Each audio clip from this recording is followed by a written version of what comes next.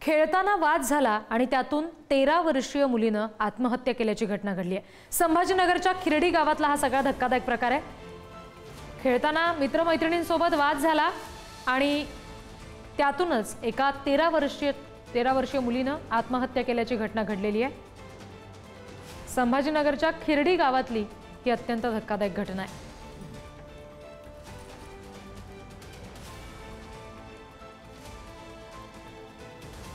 आणखी तपशील आपण घेऊयात। प्रतिनिधी नितीन थोरात आपल्याशी जोडले गेलेले आहेत त्यांच्याकडून।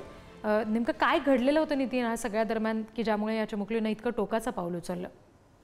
अगदी खरं रिद्धी छत्रपती संभाजीनगरच्या वैजापूर तालुक्यातल्या खिरडी गावातली घटना आहे। ही मुलगी आपल्या कॉलनीमध्ये खेळत होती आणि आपल्या मित्रमैत्रिणींशी वाद झाला म्हणून तिने थेट आपल्या घरातून आपल्या आजीच्या लुगड्याला गळफास घेऊन आत्महत्या केल्याची धक्कादायक घटना घडली आहे।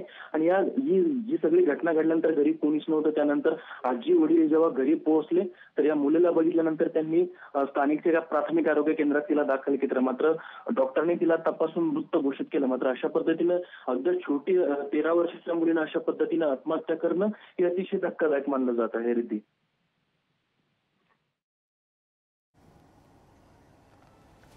निखिल धन्यवाद या सगळ्या तपशिलांसाठी।